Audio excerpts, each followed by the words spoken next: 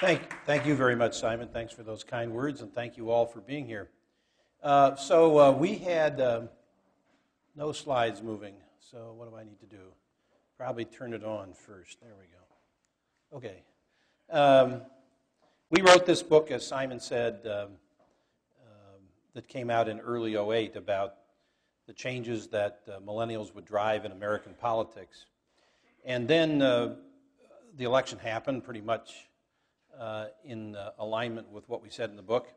And our editor asked us to do a afterword for a paperback edition that is now out. And we sort of take about 9,000 words in that afterword to say we told you so. So I don't know how exciting the chapter is, but it is an attempt to look at why Obama won and what kind of lessons one might derive from that outcome that are important not just for politicians and political campaigns where a lot of the focus is, but for governing America and leading America. If you listen to the Republican Party's explanation of the 2008 election, it generally says, well, everything was fine, and then the stock market crashed, and McCain fell behind, and that was the end of it. And that election reminds me of somebody who, when asked, why is it daylight outside, said the sun came up. I mean, yeah, it's obviously part of the answer, and it may be a good surface answer, but it fails to even begin to describe what was actually going on and why that meltdown of Wall Street, the week that Wall Street died, is the way Wall Street Journal captures it, September 15th all the way through the 18th, 19th of September. Why did that have the impact on the electorate that it did, and why was the election already headed in a direction of victory for Obama that event sort of just underlined? And our answer in the afterward is, of course, that that week was the triggering event for the next civic era of America.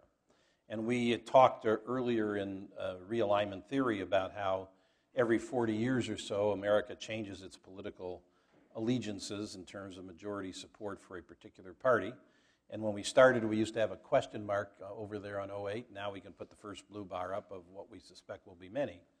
But when we talked about that, we said that you need some kind of crisis, some kind of significant external event in order to break the dam that is holding back the forces of change that are building before a realignment occurs. And in this particular case, that week was that triggering event. But what happens is that most people spend all their time, as the Republicans are doing, talking about the triggering event instead of the underlying trends of what actually is going on. It's sort of like the dam broke. Yeah, but there was a lot of water behind the dam, and it's now flooded everything. And what's this water all about?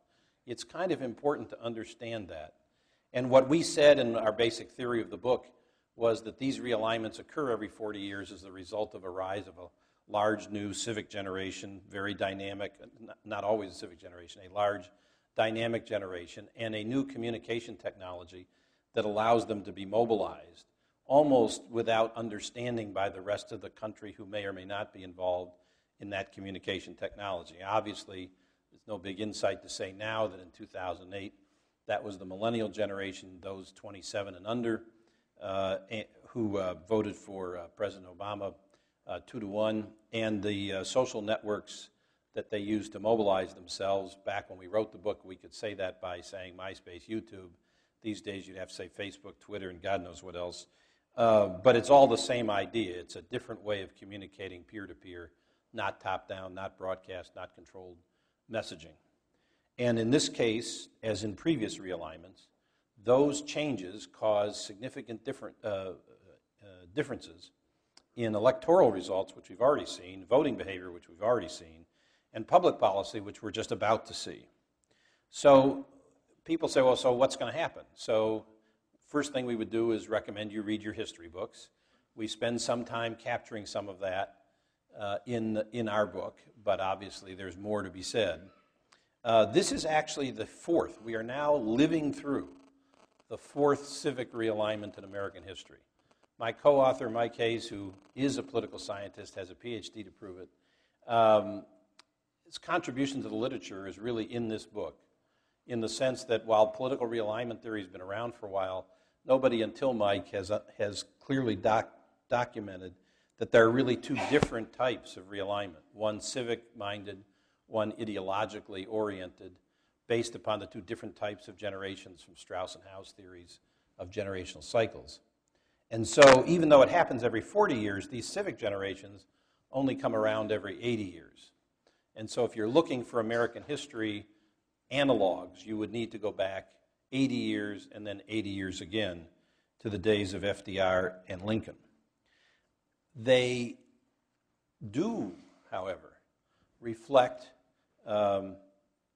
very well what we're likely to see in the way of political debates going forward.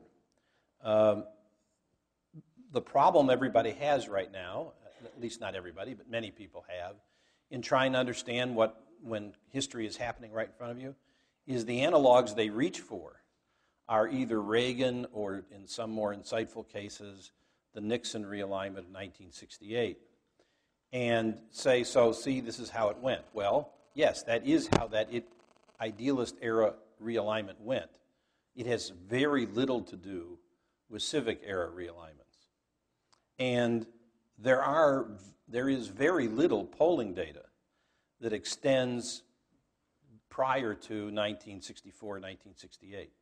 And most of the methodologies before that weren't so great. So a lot of the polling data that does exist is somewhat suspect.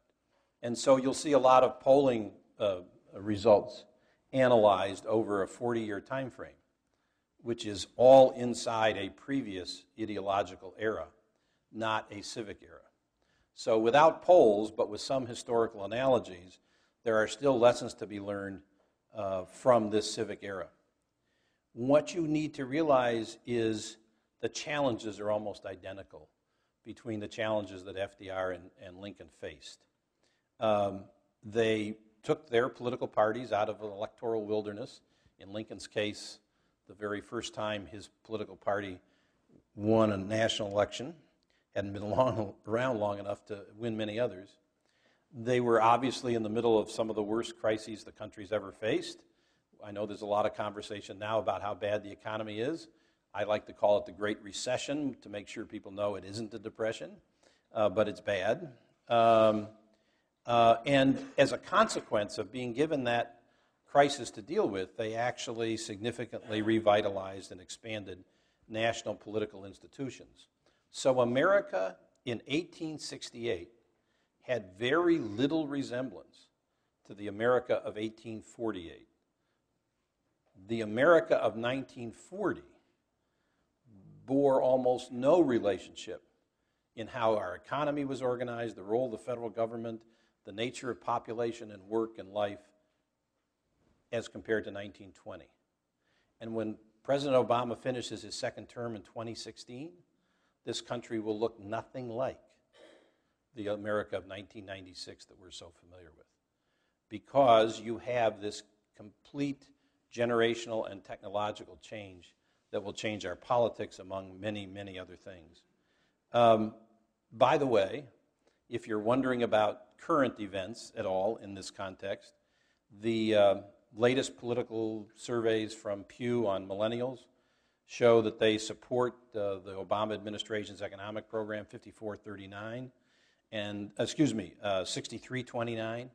And when asked whether there should be more government control over the economy or a smaller government, millennials are in favor of more government control over the economy by a 54 to 39% margin. So you have these kinds of current debates about where things ought to go, but the millennials are as solidly supportive of the president's policies as they were of his campaign.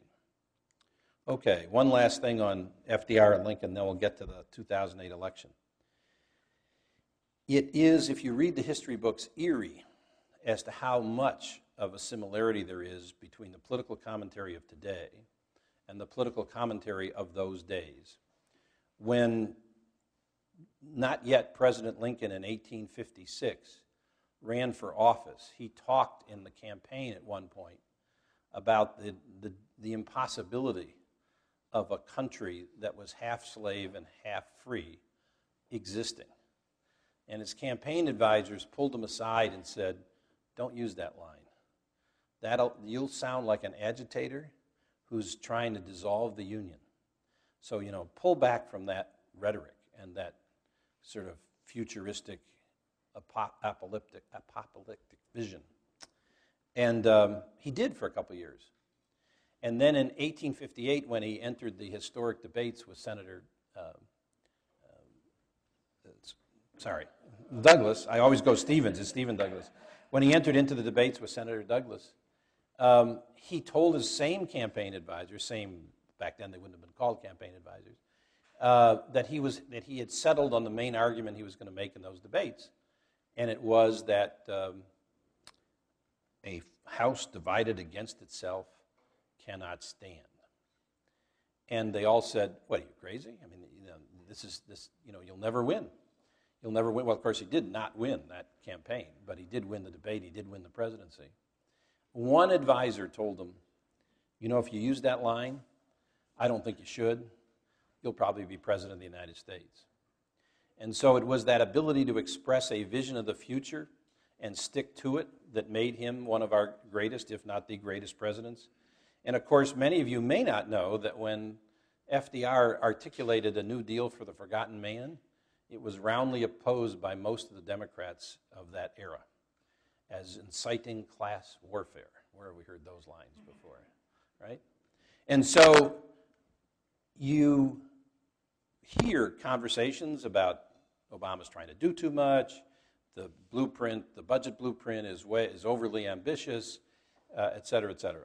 And all we look at and say is, yes, and in 8 years when America is completely different, people will go back to that blueprint and say, here's where it all started, a new era of responsibility. So those are the historical analogies we can give you. The campaign analogy that we think is relevant to governing goes to something that we call in the book the 4 M's of politics, which are message, messenger, media, and money, that working synergistically together create a campaign and a winning campaign. And in the book, we try and explain how far off a civic-era set of 4 M's the Republicans allowed themselves to get, and how, interestingly, early Obama was in adopting this civic-era set of 4 M's. So I'm going to let Mike do most of this, but let me just take you through message, and then we'll show you where that goes and how it leads to the population. So first of all, the message that Obama was delivering, as you all know, was unity and hope. And the message from the Republicans, which had worked successfully for 40 years, was division and fear. And every time the campaign sort of went off in a direction that the Republicans didn't like, they'd try and come up with some new division and fear message in the hopes that it would work. And it never took, and they couldn't understand why. If they had read the results of the 2006 election, in many congressional districts, that same strategy failed where it worked before. It certainly didn't work in 2008. And that's because it's an ideological or idealist era message. It's not a civic era message. What civic era messages are about are getting rid of the divisive personal morality and culture of the prior years. So the rebellion is not against institutions, as some of you boomers may have remembered.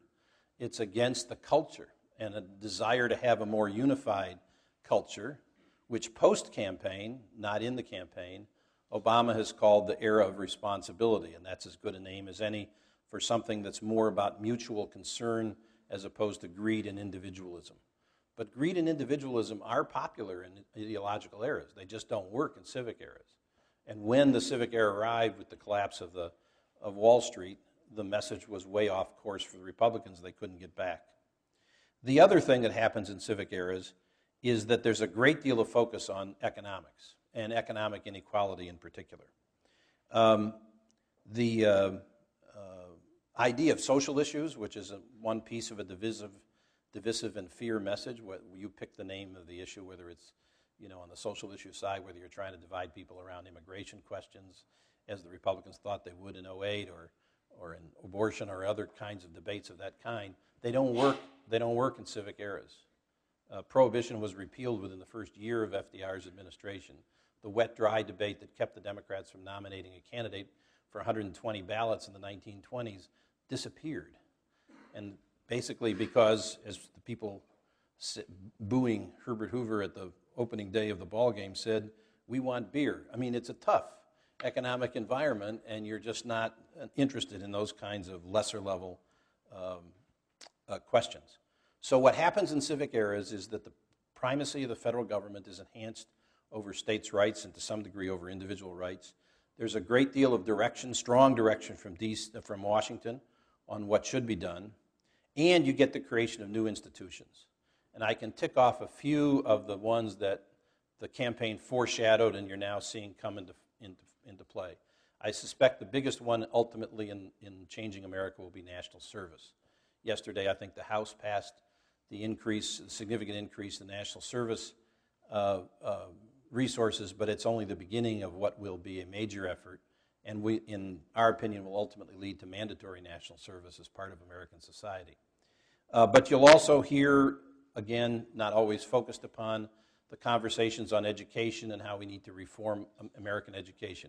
In civic eras, educational reform has been a central part of the political agenda. Lincoln's Moral Act in Lincoln's day established land-grant colleges. The GI Bill after World War II, those are always doing that. And then you also get a shift. So those are a couple institutions, a couple others you can talk about. The National Netroots Organization, driven from Washington, is potentially another. Here's a poll from October of 2008 in comparison to 81 and 91 on what people are looking for in civic eras. You have this gigantic rise from 18% in 81 to 45% by October of 2008 on agreement that there is too little regulation of business. In fact, 3/4 of the people believe that lack of regulation caused the financial crisis, making any of the prior era's economic theories suspect and really no longer credible. And then finally, in civic eras on the message side, we've shown this slide before, but when Joe the plumber suggested that Obama was in favor of sharing the wealth and redistributing income and maybe a socialist, most of the country said, good. And it was a very popular economic message to have, and it will be in civic eras. Even today, the tax cuts and tax raises parts of the Obama budget are the most popular aspects of his proposals. And so you're going to get a lessening of economic inequality, which happens in every civic era, as a result of that popular support. And then, of course, the final stage of the campaign, McCain suggested that since Obama was doing well, the country was really in danger of electing a Democratic Congress and a Democratic president, and that would be a really terrible thing. And most of the people, when asked, 59% of them said that would actually be a good thing. And so the notion that divided government is something the public wants is true in idealist eras. It is not true in civic eras, and it's the wrong argument to make. Basically, there wasn't a policy position or message position that the Republicans took in the 2008 campaign that wasn't based on an old playbook. Obama would call it old politics. We would call it idealist era politics, and it was all wrong for that particular campaign. But it wasn't just the message that carried the day, it was the other 3 M's as well. I think Mr. Hayes needs to get up here and talk to you about some of that. Although this is not meant to be a picture of President Obama.